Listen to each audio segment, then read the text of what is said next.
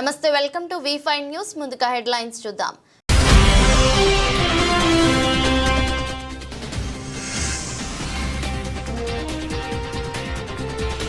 ఉప్పల్ను మండలం చేయాలని గ్రామస్తులు ధర్నా.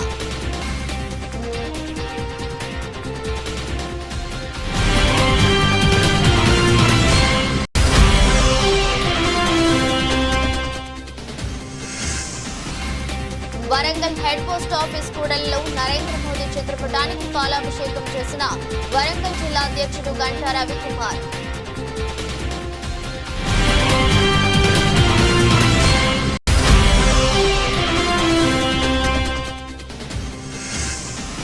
యాదగిరిగుట్ట లక్ష్మీ నరసింహస్వామి అనుబంధ ఆలయమైన పాతగుట్ట లక్ష్మీ నరసింహస్వామి ఆలయంలో రేపటి నుండి వార్షిక బ్రహ్మోత్సవాలు.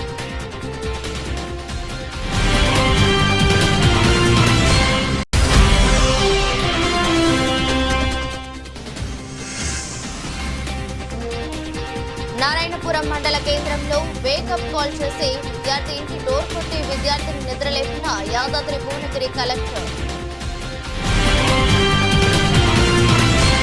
యాదాద్రి భువనగిరి జిల్లా నేను జిల్లా కలెక్టర్ని వచ్చాను, ఎలా చదువుతున్నారు అంటూ విద్యార్థితో మాట్లాడారు. 10వ తరగతి అనేది విద్యార్థికి మైలురాయి లాంటిదని, మీ అమ్మ నిన్ను ఇంత ఇష్టపడి చదివిస్తున్నందుకు నువ్వు 10వ తరగతిలో మంచి మార్క్స్ సాధించి మీ అమ్మకి సంతోషాన్ని ఇవ్వాలని సూచించారు. 10వ తరగతిలో కష్టపడి చదివి పాస్ అయితే జీవితంలో విజయానికి తొలిమెట్టు అవుతుందని, కష్టపడి చదివి తల్లిదండ్రులకు, గురువులకు మరియు జిల్లాకి మంచి పేరు తీసుకురావాలని సూచించారు. భరత్ జీవితంలో స్థిరపడే వరకు సహకారం అందిస్తానని తెలిపారు. తల్లి విజయలక్ష్మి మాట్లాడుతూ జిల్లా కలెక్టర్ గారికి కృతజ్ఞతలు తెలిపారు. భరత్ తనకి పోలీస్ ఆఫీసర్ కావాలని ఉందని, కష్టపడి సాధిస్తానని కలెక్టర్ గారే స్వయంగా ఇంటికి రావటం నమ్మలేకపోతున్నానని, కలెక్టర్ సార్ రావటంతో తనలో ఆత్మవిశ్వాసం పెరిగిందని, బాగా చదివి అనుకున్న లక్ష్యాన్ని సాధిస్తానని తెలిపారు.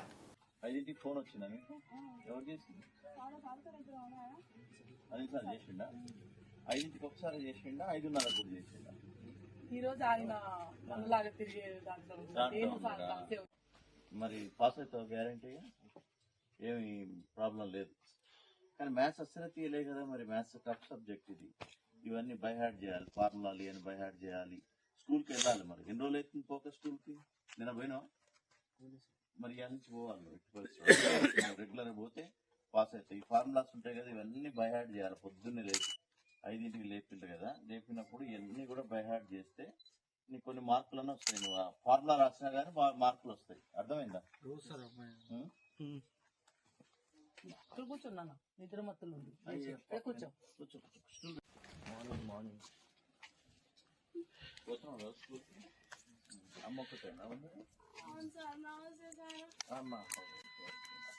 వేసప్పాలు వచ్చిందా? ఎన్నింటికి వచ్చింది? ఇదే ఇల్లు అమ్మ, ఇదే గది. మొన్న పెట్టలేదా? ఇందిరా ఇంట్లో పెట్టలే?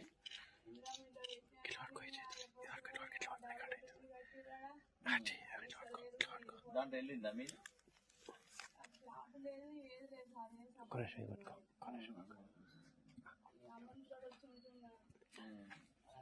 అమ్మ కూడా ఉందా? ఇది అమ్మది ఇల్లా?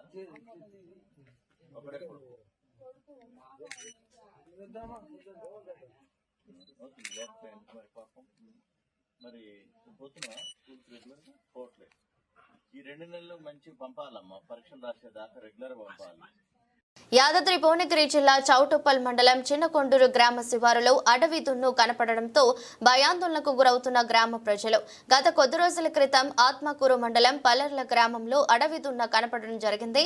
అడవి దున్నని పట్టుకోవడానికి 25 మంది ఫారెస్ట్ ఆఫీసర్ ఒక డ్రోన్ సాయంతో ప్రయత్నించినా అడవి దున్న దొరకలేదు. ఈ అడవి దున్ననే చౌటుప్పల్ మండలం చిన్నకొండూరు గ్రామ శివారులోకి వచ్చిందని అనుమానం వ్యక్తం చేస్తున్న ఫారెస్ట్ అధికారులు. అడవి దున్నని పట్టుకోవడానికి ప్రయత్నాలు చేస్తున్న ఫారెస్ట్ అధికారులు.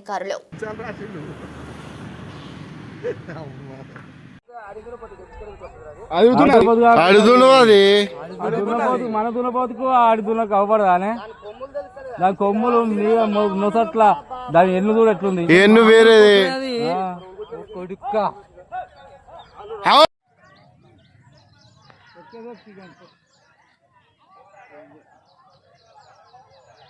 గుడ్డ తగ్గించుకోరు, ఇక సలవాటు ఆదురా.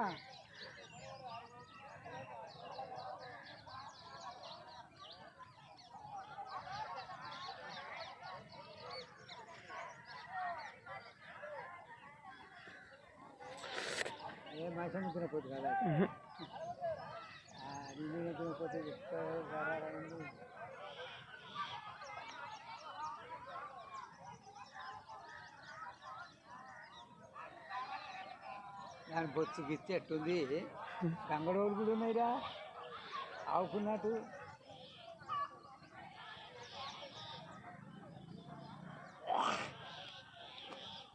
కుంటలో పడిపోయి నీళ్ళలో పడిపోతారు పో దిగట్లేదు ఇక కుంటలో వండి పొర్రాడిపోయి నీ ఆత్మ తీసుకోలేదు.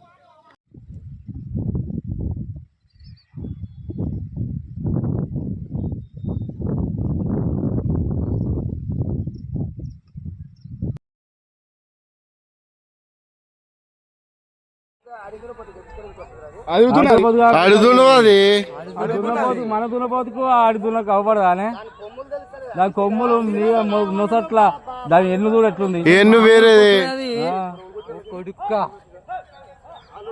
యాదగిరిగుట్ట లక్ష్మీ నరసింహస్వామి అనుబంధ ఆలయమైన పోతగుట్ట లక్ష్మీ నరసింహస్వామి ఆలయంలో రేపటి నుండి వార్షిక బ్రహ్మోత్సవాలు ప్రారంభం కానున్నాయి. రేపు స్వస్తి వాచనంతో ప్రారంభమై 13వ తేదీన అష్టోత్తర శతఘట్టాభిషేకంతో బ్రహ్మోత్సవాలు ముగియనున్నాయి. 7వ తేదీ నుండి 9వ తేదీ వరకు వివిధ పూజలు నిర్వహించి 9వ తేదీన రాత్రి ఎదుర్కోలు, 10న రాత్రి తిరుకల్యాణ మహోత్సవం, 11న రాత్రి దివ్య విమాన రథోత్సవం నిర్వహించనున్నారు. బ్రహ్మోత్సవాలకు అన్ని ఏర్పాట్లు చేయించారు ఆలయ భాస్కర్ రావు. ఆలయానికి రంగులు వేసి విద్యుత్ దీపాలంకరణతో సర్వాంగ సుందరంగా తీర్చిదిద్దారు. విద్యుత్ దీపాలంకరణం, తోరణాలు ఏర్పాటు చేశారు. కళ్యాణ మండపాన్ని సిద్ధం చేశారు. చలువ పందిళ్లు ఏర్పాటు చేశారు. స్వామివారి ఊరేగింపునకు వాహన సేవలను రెడీ చేశారు. బ్రహ్మోత్సవాల్లో సాంస్కృతిక కార్యక్రమాలు నిర్వహించనున్నారు.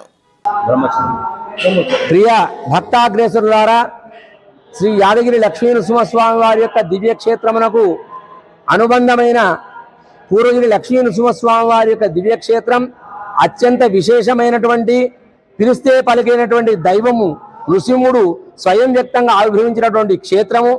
ఈ క్షేత్రంలో శ్రీ పాంచరాత్ర శాస్త్ర దివ్యాముక్తంగా పాంచానిక దీక్ష చేత వార్షిక బ్రహ్మోత్సవములు విశేషంగా నిర్వహించడం కొరకు అధికారులు అత్యంత వైభవంగా కైంకర్యాలు నిర్వహిస్తున్నారు. విద్యుత్ దీపాలంకరణ, ధార్మిక సాహిత్య సంగీత మహాసభలు, ఎంతో మంది వేద పారాయణికుల చేత ఈ యొక్క బ్రహ్మోత్సవాలు నిర్వహింపజేయాలని సంకల్పించినారు. ఈనాటి రేపటి నుండి స్వస్తి వాచనంతో ఈ కార్యక్రమాలు ప్రారంభించడం జరుగుతుంది. ఉదయం 10 గంటల నుండి స్వామివారి యొక్క సన్నిధిలో స్వస్తి వాచనం, రక్షాబంధనంతో, ఋత్వికరణతో ఈ యొక్క కార్యక్రమాలు ప్రారంభించి రేపు సాయంకాలం అంకురార్పణ, ముత్సంగ్రహణ మహోత్సవంతో ఈ కార్యక్రమం ప్రారంభమవుతుంది. మృత్తికే హనమే పాపం అన్నట్టుగా మృత్తికను తీసుకొచ్చేసి స్వామి యొక్క ఉత్సవ మంటపంలో అంకురారోపణ కార్యక్రమాన్ని నిర్వహించడం రేపు అత్యంత విశేషమైనటువంటిది. అలాగే తెల్లవారి ధ్వజారోహణ మహోత్సవం చేయడం జరుగుతుంది.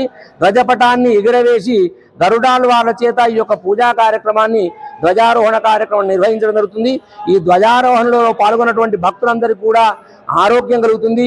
సంతానం లేని వారికి సంతానము, కళ్యాణం అవుతుందని చెప్పేసి ప్రసిద్ధి చెందుతుంది.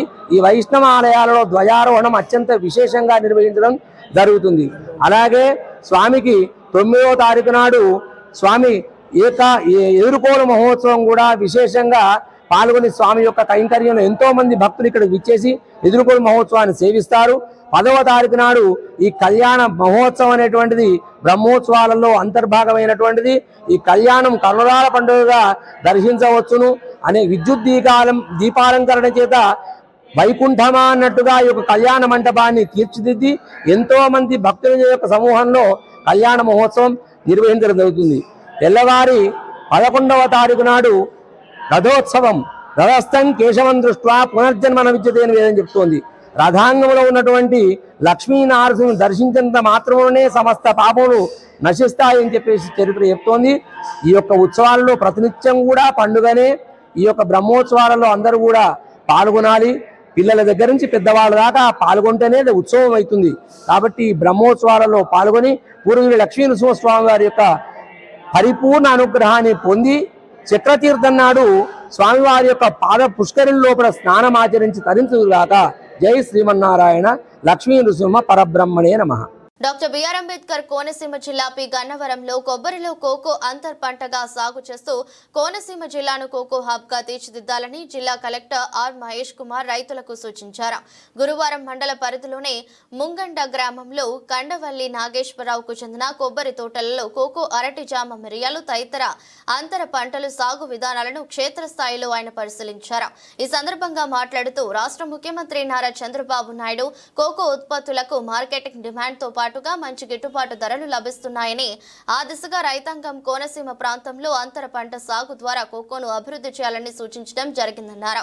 దీనిలో భాగంగానే క్షేత్రస్థాయిలో కోకో సాగు అంశాలపై విశ్లేషించి సాగు విస్తీర్ణాన్ని అభివృద్ధి చేసే దిశగా అధ్యయనం చేయడానికి రావడం జరిగిందన్నారు.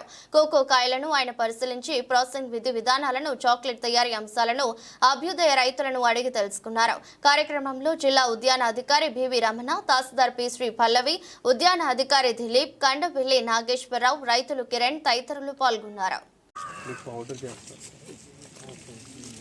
అదే కోకో సార్, దానికి షుగర్ యాడ్ చేసి మీరు చాక్లెట్ తయారు చేసి not a difficult process sir. క్లీన్కి పర్మిషన్ ఉంటే ఎవరైనా చేసుకోవచ్చు. దీని తర్వాత నెక్స్ట్ ఫైన్ దీన్ని ఫర్మెంట్ చేశారు, ట్రై చేశారు. నెక్స్ట్ దీన్ని ఎన్ని డేస్ ట్రై చేస్తారు?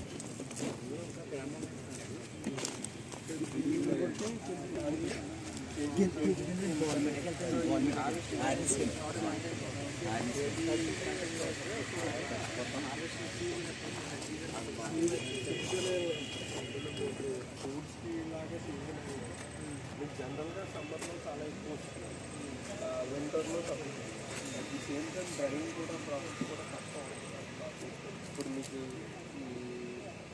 అంత ఈజీగా డ్రై అవ్వదండి, లోపల మీకు ఫంగస్ ఇవన్నీ ఫామ్ అవుతుంది. కులగణన ఎస్సీ వర్గీకరణ అమలు చేస్తున్నట్టు సీఎం రేవంత్ రెడ్డి ప్రకటించడంతో వనపర్తి జిల్లా పెద్దమందడి మండల కాంగ్రెస్ నాయకులు హర్షం వ్యక్తం చేశారు. మండల అధ్యక్షుడు పెంటన్న ఆధ్వర్యంలో ఏర్పాటు చేసిన మీడియా సమావేశంలో నాయకులు మాట్లాడుతూ కాంగ్రెస్ పార్టీ ఎన్నికల హామీ ఇచ్చిన మేరకు కులగణని ఎస్సీ వర్గీకరణ నిర్ణయం తీసుకోవడం అభినందనీయమన్నారు.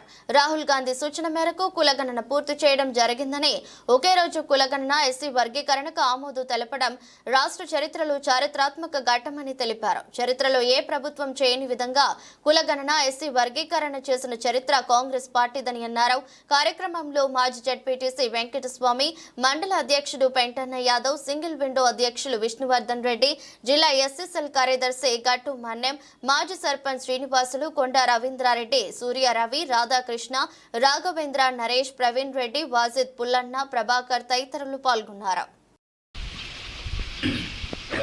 గౌరవ ముఖ్యమంత్రి గారు రేవంత్ రెడ్డి గారు మరియు పిసిసి కాంగ్రెస్ పార్టీ తరఫున మహేష్ కుమార్ గౌడ్, మిగతా sub committee, cabinet sub committee Uttam Kumar Reddy, మిగతా మెంబర్స్ అందరూ కలిసి మంచి హృదయంతో చేసిన ఈ కులగణన మంచి ప్రోగ్రాం చేసిండ్రు. దాంట్లో 1-2 లొసుగులు ఉంటే ఉండొచ్చు, కానీ మిగతా అది కూడా కాంగ్రెస్ పార్టీ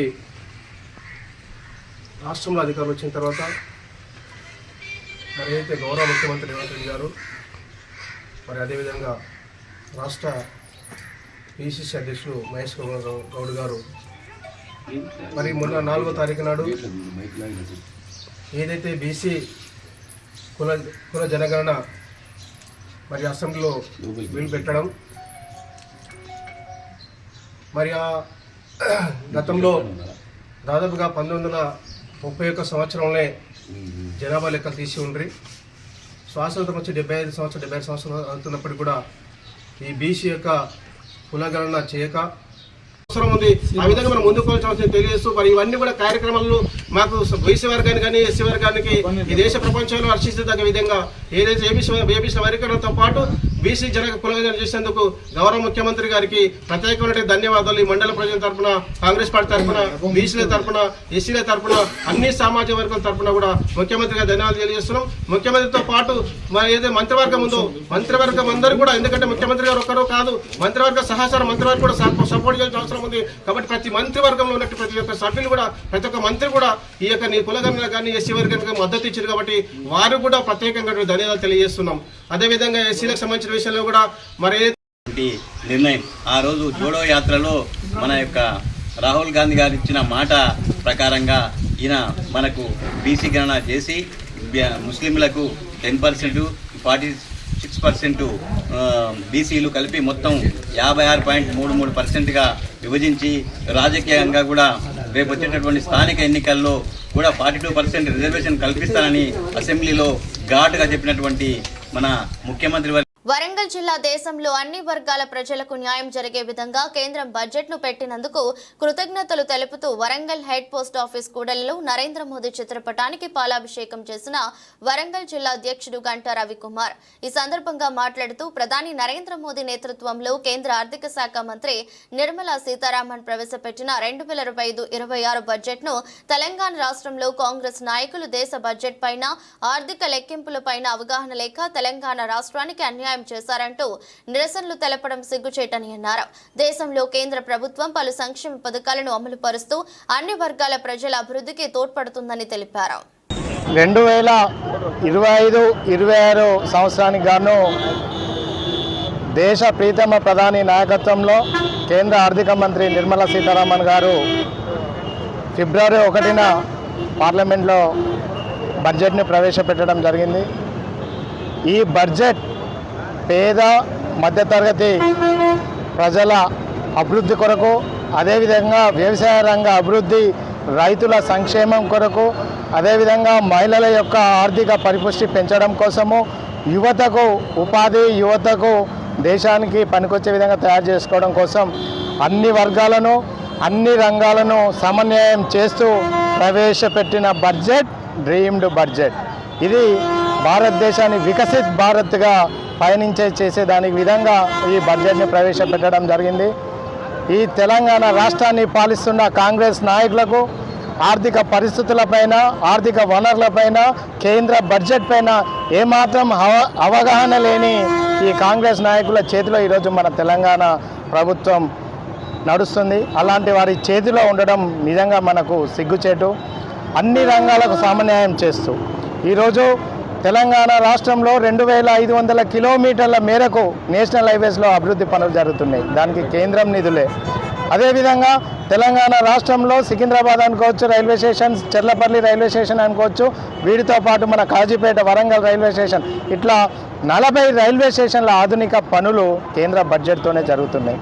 అదేవిధంగా ములుగు జిల్లాకు సంబంధించి సమ్మక్క సారలమ్మ గిరిజన విశ్వవిద్యాలయ అభివృద్ధికి కేటాయించిన నిధులు కావచ్చు, అదేవిధంగా నిజామాబాద్ జిల్లాలో పసుపు బోటుకే కావచ్చు, అదేవిధంగా ఉడాన్ స్కీమ్ ద్వారా మామ్నూర్ ఎయిర్పోర్ట్లో, అదేవిధంగా కొత్తగూడెం గ్రీన్ఫీల్డ్ ఎయిర్పోర్ట్ అభివృద్ధి కోసం కావచ్చు కేంద్ర బడ్జెట్ ఉన్నాయి.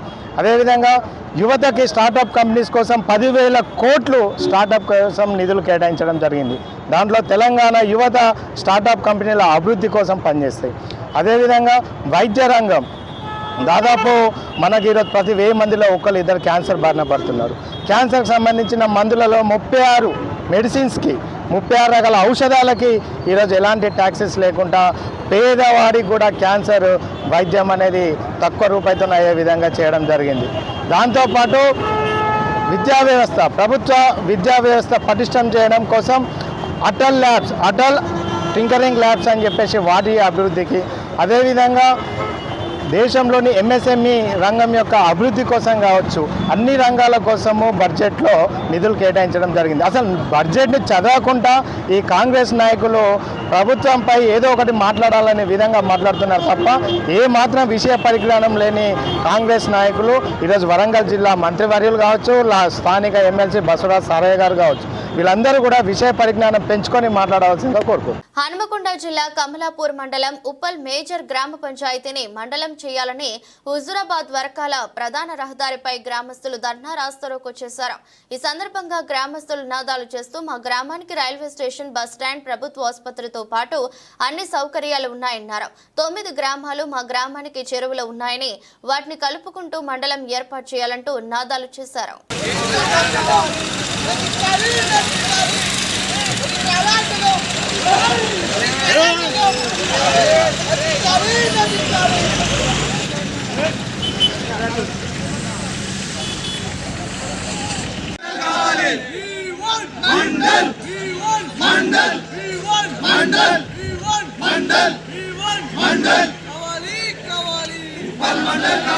10 సంవత్సరాల పాటు కాంగ్రెస్ పార్టీకి అండగా ఉంటూ కాంగ్రెస్ పార్టీ అధికారంలోకి రావడానికి కృషి చేసిన కార్యకర్తలను విస్మరిస్తున్నారని వనపర్తి జిల్లా పెద్దమందడి మండల మాజీ సర్పంచ్ వాకిట శ్రీనివాసులు ఆవేదన వ్యక్తం చేశారు. వనపర్తి నియోజకవర్గంలో ఎమ్మెల్యే మేకారెడ్డి, రాష్ట్ర ప్రణాళిక సంఘం ఉపాధ్యక్షులు చిన్నారెడ్డి, రాష్ట్ర క్రీడా ప్రాధికారిక సంస్థ చైర్మన్ శివసేనారెడ్డి ముగ్గురు 3 వర్గాలుగా పనిచేస్తున్నారని, ఇదే విధంగా కొనసాగితే స్థానిక సంస్థల ఎన్నికల్లో కాంగ్రెస్ పార్టీ గెలవడం కష్టమని, ముగ్గురు కలిసి కార్యకర్తలను కలుపుకొని పనిచేస్తే స్థానిక సంస్థల ఎన్నికల్లో కాంగ్రెస్ పార్టీ విజయం సాధిస్తుందని చెప్పారు. లేని పక్షంలో బీఆర్ఎస్ పార్టీకి అవకాశం ఇచ్చినట్టుగా ఉంటుందని ఆయన తెలిపారు. రేవంత్ రెడ్డి గారు, మహేష్ కుమార్ గౌడ్ గారు పిసిసి అధ్యక్షులు స్టేట్ మన బీసీ వర్గానికి 42% ఇచ్చి మన బీసీ వర్గాలను ముందుకు తీసుకొస్తూ ఒక జీవోను పాస్ చేసినందుకు ప్రత్యేక ధన్యవాదాలు. ముఖ్యంగా ఈరోజు కులగణన చేసిండు, మంచిదే. రేపు గ్రామ పంచాయతీ ఎన్నికలు వస్తున్నాయి. ఈ గ్రామ పంచాయతీ ఎన్నికల ఈ కాన్స్టిట్యూషన్లో కాంగ్రెస్ పార్టీ సర్పంచులు కానీ, ఎంపీటీసీలు కానీ, జెడ్పీటీసీలు కానీ మొత్తం మనమే గెలుచుకోవాలని కాంగ్రెస్ పార్టీ ఉరురు ఊగుతుంది. కానీ ఇప్పుడు మన కాన్స్టిట్యూషన్కు ఒక ఎమ్మెల్యే గారు, ఒక రాష్ట్ర ప్రణాళిక అధ్యక్షుడు, ఒక క్రీడాకార చైర్మన్ 3 పదవులు వచ్చినాయి. ఎలా వచ్చినాయి? 2014 నుండి 10 సంవత్సరాలు కాంగ్రెస్ పార్టీ లేని సమయంలో ప్రతి గ్రామానికి తిరిగి, ప్రతి మీటింగ్కి తిరిగి, ఢిల్లీ నుండి పాదయాత్రలు చేసి ఈ గవర్నమెంట్ రావడానికి ఆర్నిసలు కృషి చేసిన వాళ్లకు గుర్తింపు లేకుండా అయిపోయింది. ముఖ్యంగా గ్రామ పంచాయతీ ఎన్నికల్లో మన కాంగ్రెస్ పార్టీ గెలవాలంటే మొదట ముగ్గురు కలవాలి. శివసేనారెడ్డి గారు ఎలా వచ్చింది పోస్ట్, చిన్నారెడ్డి గారు ఎలా వచ్చింది పోస్టు, ఎమ్మెల్యే మేఘారెడ్డి గారికి ఎలా వచ్చింది పోస్టు, కార్యకర్తలు ఇల్లు తిరిగి గవర్నమెంట్ వరంగల్ డిక్లరేషన్, రైతులకు ఇలా చేయాలి, మహిళలకు ఇలా చేయాలి, ప్రతి ఇంటికి తిరిగి మోటివేషన్ చేసి ఇవాళ గవర్నమెంట్ తెప్పించినాం. కార్యకర్తలు ఇవాళ ముగ్గురు ఎటుపోయిండ్రు, ఇవాళ కార్యకర్తలు ఎటుపోయిండ్రు. వాళ్ళు గిట్లా ముగ్గురు కలవకపోతే ఈ గ్రామ పంచాయతీ ఎన్నికలు ఎలా అవుతావో మనకే తెలియదు. దాన్ని అలుసుగా తీసుకొని టీఆర్ఎస్ చాలా చాలా సీరియస్గా ఉంది. ఈ ముగ్గురుగానే కలవకపోతే కాంగ్రెస్ పార్టీ చాలా ఇబ్బంది పాలవుతుంది. కాబట్టి ఈరోజు గ్రామ పంచాయతీలో మొత్తం సీట్లు రావాలంటే పెద్ద నాయకులు ఒకటే తాటి మీద నిలబడి ఊరూరున ఇద్దరి వర్గాలను, ముగ్గురు వర్గాలను ఏక తాటిపై నిలబెట్టి చేస్తే బంపర్ మెజార్టీతోనే గెలుస్తాం కాంగ్రెస్ పార్టీ. వీళ్ళు గాన కలవకపోతే చాలా ఇబ్బంది అవుతుంది. సభాముఖంగా మీకు తెలియజేస్తున్నా, రేపు గ్రామ పంచాయతీ ఎన్నికల్లో చాలా లాస్ కావాల్సి వస్తుంది. అందరికీ ధన్యవాదాలు. అమీర్పేట్ డివిజన్ కాంగ్రెస్ కార్యాలయంలో అమీర్పేట్ డివిజన్ అధ్యక్షుడు ఎస్ఎస్ రావు ఆధ్వర్యంలో డివిజన్ వైస్ ప్రెసిడెంట్ నరేష్ జన్మదిన వేడుకలు. డివిజన్ ప్రెసిడెంట్ ఎస్ఎస్ రావు, కాంగ్రెస్ సీనియర్ నాయకులు ఎస్ఎస్ రెడ్డి, జింకల కృష్ణ యాదవ్, నవీన్ రాజ్, గోదాసు నవీన్, సాయి గౌడ్, గోవింద్ రాజ్, పద్మావతి, అండాలు మహేష్, గుప్తా, సత్యనారాయణ యాదవ్ తదితరులు పాల్గొన్నారు.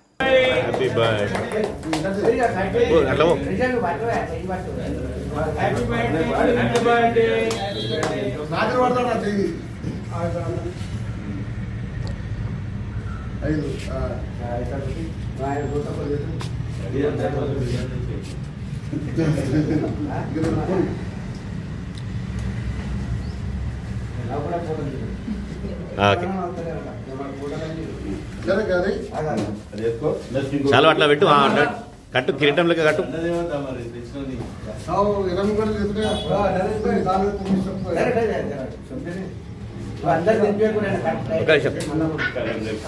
వీడియో ఆఫ్ చేయాలా? వార్తలు ముగించే ముందు మరోసారి headlines.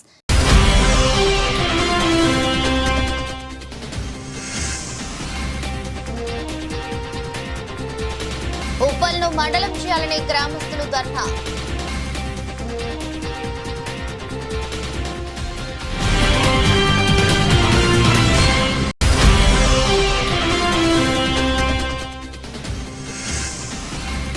Warangal head post office కూడలిలో నరేంద్ర మోదీ చిత్రపటానికి పాలాభిషేకం చేసిన వరంగల్ జిల్లా అధ్యక్షుడు గంటా రవికుమార్.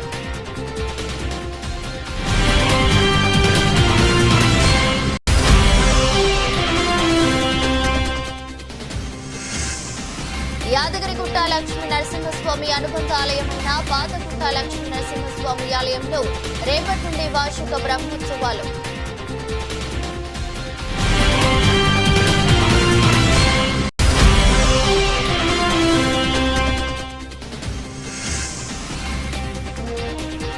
నారాయణపురం మండల కేంద్రంలో వేకప్ కాల్ చేసి విద్యార్థి ఇంటి డోర్ కొట్టి విద్యార్థిని నిద్రలేపిన యాదాద్రి భువనగిరి కలెక్టర్.